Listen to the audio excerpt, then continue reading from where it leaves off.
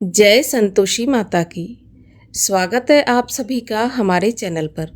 आज के इस वीडियो में आप सुनेंगे शुक्रवार के दिन सुनी जाने वाली संतोषी माता की कथा। तो अगर आप व्रत करते हैं तो अत्यंत श्रेष्ठ है, लेकिन अगर किसी वजह से व्रत नहीं भी कर सकते तो भी कथा अवश्य सुननी चाहिए। कथा सुनने मात्र से ही माँ संतोषी की कृपा प्राप्त होती है और जीवन के कष्ट दूर होकर सभी प्रकार की मनोकामनाएं पूर्ण होती हैं। तो आइए आज आपको सुनाते हैं संतोषी माता के व्रत की कथा। एक बुढ़िया थी और उसके 7 पुत्र थे। 6 कमाने वाले थे, एक निकम्मा था। बुढ़िया माँ 6 पुत्रों की रसोई बनाती, भोजन कराती और पीछे से जो कुछ बचता तो 7वें को देती थी। परंतु वह बड़ा भोला भाला था, मन में कुछ भी विचार नहीं करता था। एक दिन अपनी बहू से बोला कि देखो, मेरी माता मुझ पर कितना प्यार करती है। वह बोली, क्यों नहीं, सबका झूठा बचा हुआ तुमको खिलाती है।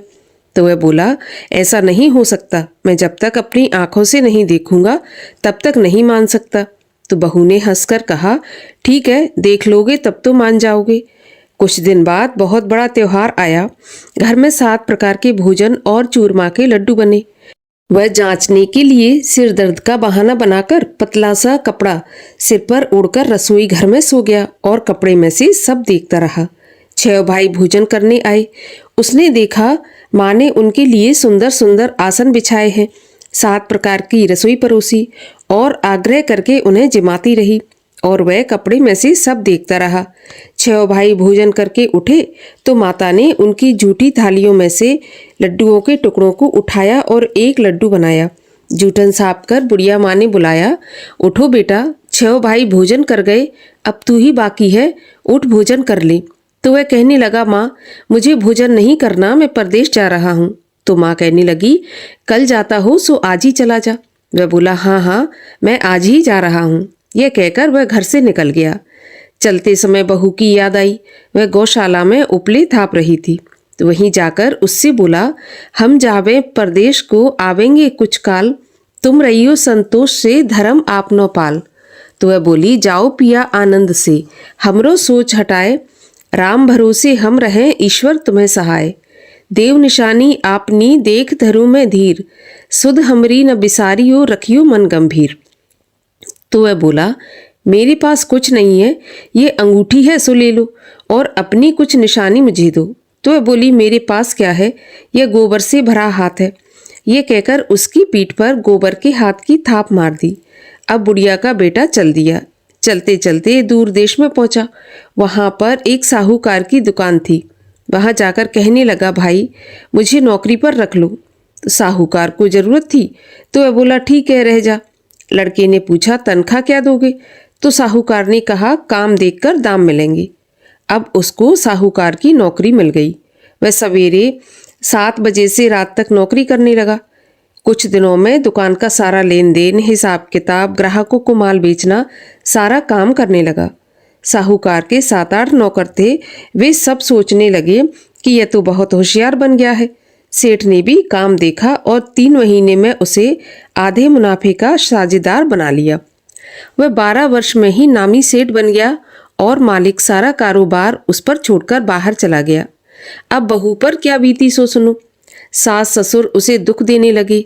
सारी गृहस्थी का काम करा के उसे लकड़ी लेने जंगल में भेजते। इस बीच घर की रोटियों के आटे से जो भूसी निकलती उसकी रोटी बनाकर रखती जाती और फूटे नारियल के खोपरे में पानी। इस तरह उसके दिन बीत रहे थे। एक दिन वह लकड़ी लेने जा रही थी कि रास्ते में बहुत सी स्त्रियां संतोषी माता का व्रत करती दिखाई दी। वह वहां पर खड़ी होकर कथा सुनकर बोली, बहनों, ये तुम किस देवता का व्रत कर रही हो और इसके करने से क्या फल मिलता है? इस व्रत के करने की क्या विधि है? यदि तुम अपने इस व्रत का विधान मुझे समझाकर कहोगी तो मैं तुम्हारा बहुत एहसान मानूंगी। तब उनमें से एक स्त्री बोली, सुनो, ये संतोषी माता का व्रत है। इसके करने से निर्धनता, दरिद्रता का नाश होता है और लक्ष्मी आती है। मन की चिंताएं दूर होती हैं।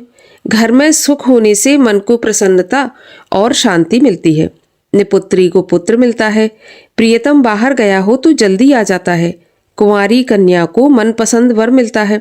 राजद्वारी में बहुत दिनों से मुकदमा चलता हो तो खत्म हो जाता है। सब तरह सुख शांति हो, घर में धन जमा हो, पैसा जायदाद का लाभ हो, रोग दूर हो जाए और भी जो मनोकामना हो, सब इस संतोषी माता की कृपा से पूरी हो जाती हैं, इसमें संदेह नहीं है। वह पूछने लगी, ये व्रत कैसे किया जाता है ये भी बताओ तो बड़ी कृपा होगी। स्त्रियां कहने लगी, 1.25 रुपये का गुड़ चना लेना, इच्छा हो तो 5.25 रुपये का लेना या फिर 11.25 रुपये का, अपनी सहूलियत के अनुसार जितना हो सके सवाया लेना।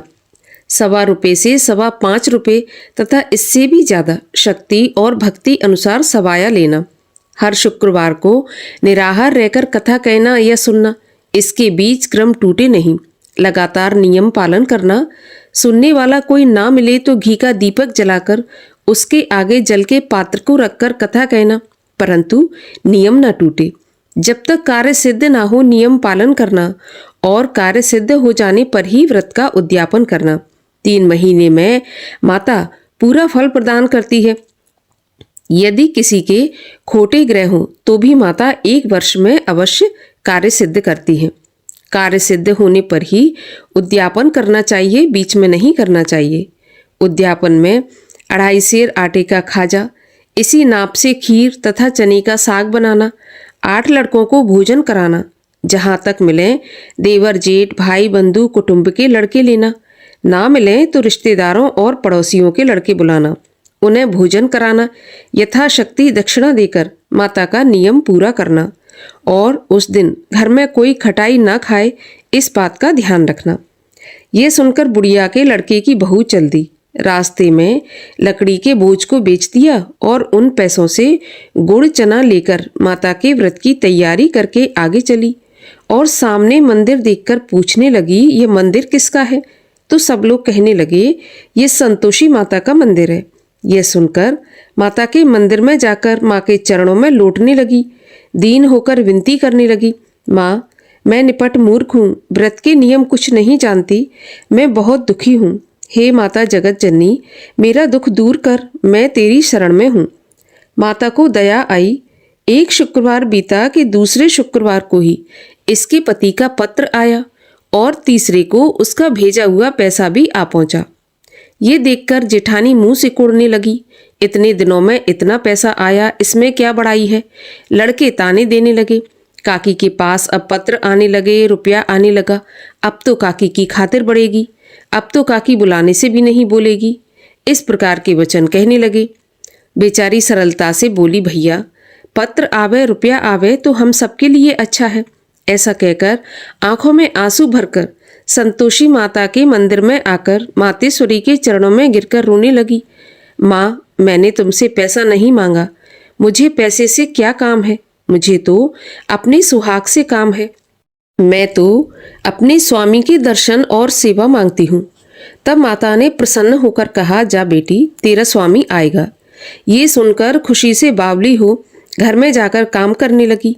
अब संतोषी माँ सोचने लगी कि इस पुत्री से मैंने कह तो दिया तेरा पति आएगा, पर आएगा कहाँ से, वह तो इसे स्वप्न में भी याद नहीं करता, उसे याद दिलाने मुझे ही जाना पड़ेगा। इस तरह माता बुढ़िया के बेटे के पास जाकर स्वप्न में प्रकट होकर कहने लगी, साहूकार के बेटे सोता है या जागता है? वह बोला, माता मैं सोता भी नहीं हूँ जागता भी नहीं हूँ, बीच में हूँ, कहिए माँ क्या आज्ञा है? तो माँ कहने लगी, तेरा घर बार कुछ है या नहीं? वह बोला, मेरा सब कुछ है माता, माँ बाप भाई बहन बहू क्या कमी है? माँ बोली, भोले पुत्र तेरी स्त्री घोर कष्ट उठा रही है, माँ बाप उसे दुख दे रहे हैं, वह तेरे लिए तरस रही है, तू उसकी सुध ले। वह बोला, हाँ माता ये तो मुझे मालूम है, परंतु मैं जाऊं तो जाऊं कैसे? परदेश की बात है, लेन देन का कोई हिसाब किताब नहीं, जाने का कोई रास्ता नजर नहीं आता, कैसे चला जाऊं? माँ कहने लगी, मेरी बात मान, सवेरे नहा धोकर संतोषी माता का नाम ले, घी का दीपक जलाकर दंडवत करके दुकान पर जा बैठना। देखते देखते तेरा लेन देन सब चुक जाएगा, जमा माल बिक जाएगा, सांझ होते होते धन का ढेर लग जाएगा। वह सवेरे बहुत जल्दी उठकर स्नान करके संतोषी माता को दंडवत कर घी का दीपक जलाकर दुकान पर जा बैठा। थोड़ी देर में वह क्या देखता है कि देने वाले रुपया लाए, लेने वाले हिसाब लेने लगे। कोठे में भरे सामानों के खरीदार नगद दाम में सौदा करने लगे। शाम तक धन का ढेर लग गया।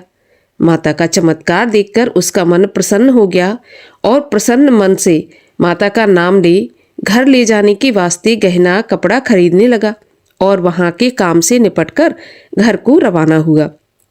वहां बहू बेचारी जंगल में लकड़ी लेने जाती है। लौटते वक्त माँ के मंदिर में विश्राम करती है। वह तो उसका रोज रुकने का स्थान था। दूर से धूल उड़ती देख वह माता से पूछती है, हे माता, ये धूल कैसी उड़ रही है?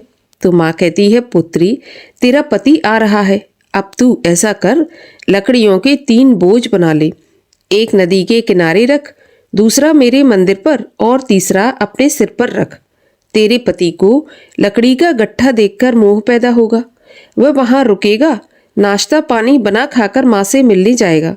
तब तू लकड़ियों का बोझ उठाकर घर जाना और बीच चौक में गट्ठा डालकर 3 आवाजें जोर से लगाना। लो सासू जी, लकड़ियों का गट्ठा लो, भूसे की रोटी दो, नारियल के खोपरे में पानी दो। आज कौन मेहमान आया है? माँ की बात सुनकर बहू बहुत अच्छा माताजी कहकर प्रसन्न हो लकड़ियों के 3 गट्ठे ले आई। एक नदी के तट पर, एक माता के मंदिर पर रखा। इतने में ही एक मुसाफिर आ पहुंचा। सूखी लकड़ी देख उसकी इच्छा हुई कि अब यहीं पर विश्राम करें और भोजन बना खाकर गांव जाए। इस प्रकार भोजन बना विश्राम कर वह गांव को गया। सबसे प्रेम से मिला। उसी समय बहू सिर पर लकड़ी का गट्ठा लिए आती है। लकड़ी का भारी बोझ आंगन में डालकर जोर से 3 आवाज देती है, लो सासू जी, लकड़ी का गट्ठा लो, भूसे की रोटी दो, नारियल के खोपरे में पानी दो। आज कौन मेहमान आया है? ये सुनकर उसकी सास बाहर आकर अपने दिए हुए कष्टों को भुलाते हेतु कहती है, बहू, ऐसा क्यों कहती हो? तेरा पति ही तो आया है। आ बैठ, मीठा भात खा, भोजन कर, कपड़े गहने पहन।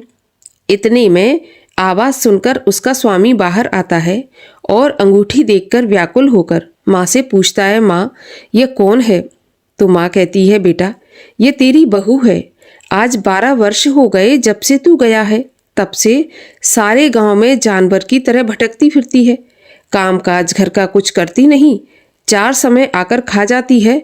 अब तुझे देखकर भूसे की रोटी और नारियल के खोपरे में पानी मांगती है। वह लज्जित होकर बोला, ठीक है माँ, मैंने इसे भी देखा है और तुम्हें भी देखा है। अब मुझे दूसरे घर की चाबी दो तो मैं उसमें जाकर रहूँगा। माँ ने कहा, ठीक है बेटा, जैसी तेरी मर्जी। यह कहकर माँ ने चाबी का गुच्छा पटक दिया। तो उसने चाबी लेकर दूसरे कमरे में, जो कि तीसरी मंजिल के ऊपर था, उसे खोलकर उसमें अपना सारा सामान जमाया। एक दिन में ही वहां राजा के महल जैसा ठाट बाट बन गया।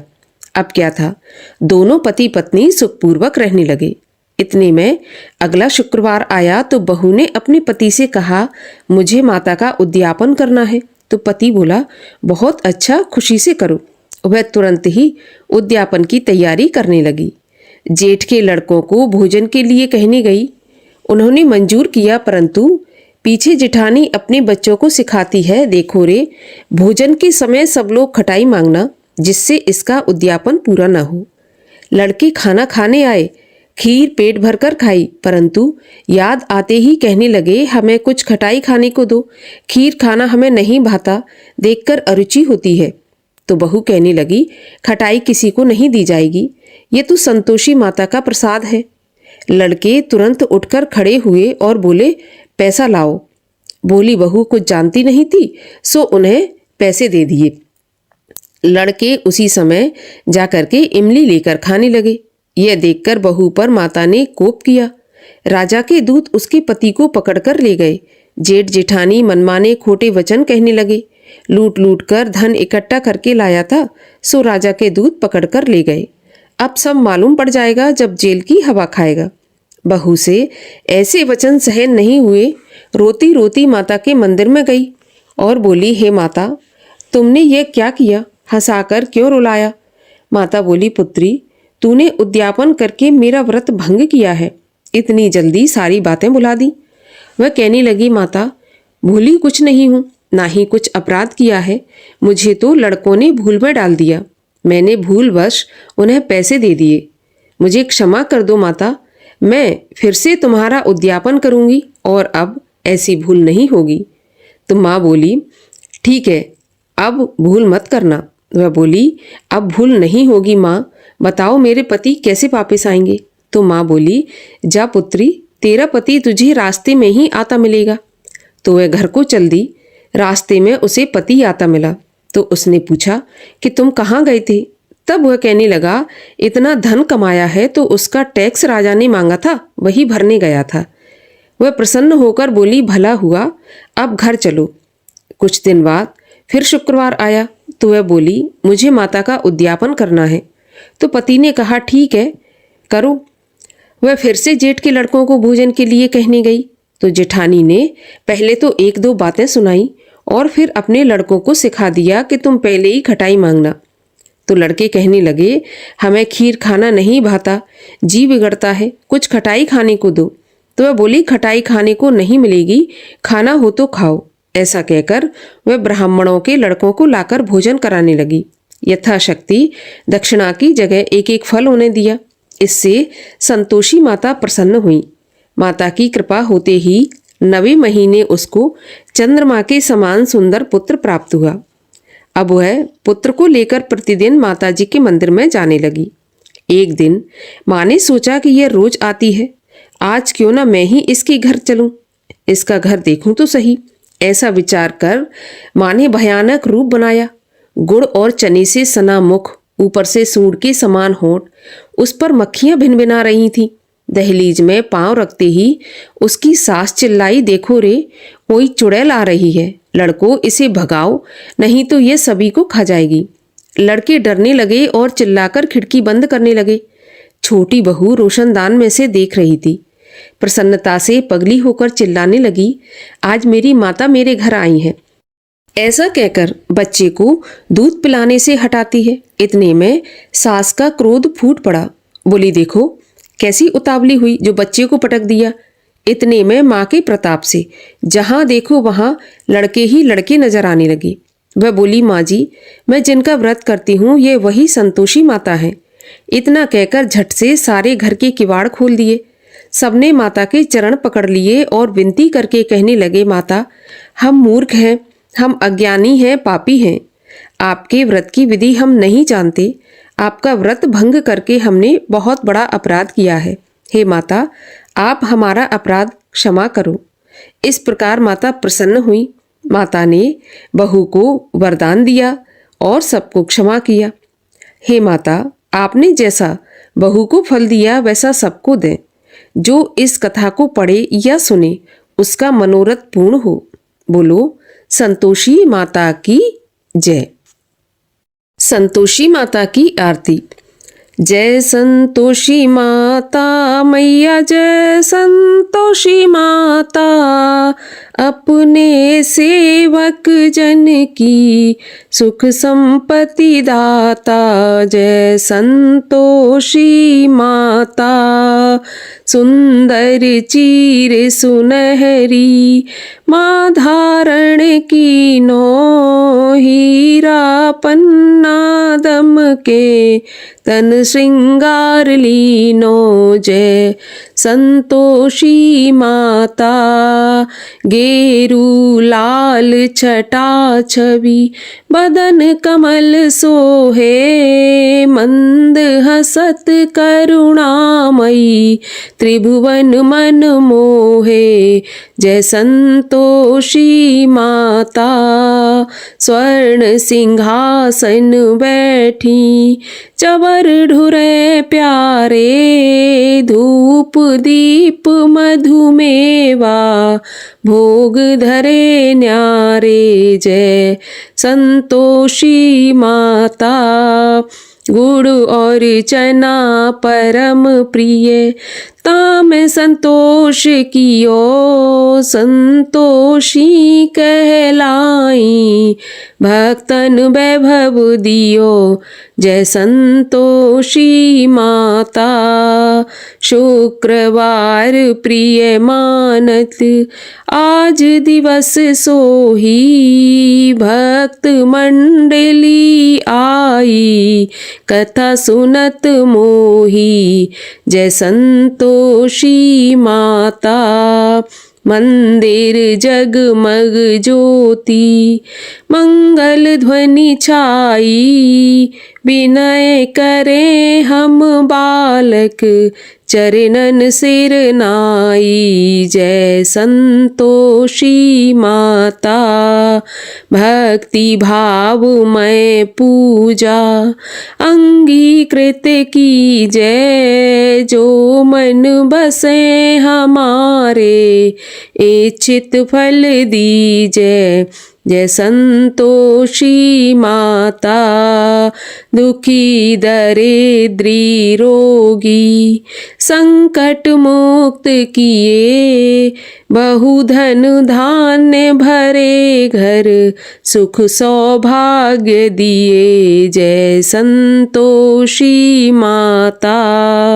ध्यान धरे जो नर तेरो, मन वांछित फल पायो। पूजा कथा श्रवण कर घर आनंद आयो। जय संतोषी माता। शरण गहे की लज्जा रखियो जगदम्बे, संकट तुम ही निवारो दयामयी अम्बे। जय संतोषी माता। संतोषी माँ की आरती जो कोई जन गावे, रिद्धि सिद्धि सुख संपत्ति जी भर के पावे। जय संतोषी माता। बोलिए संतोषी माता की जय।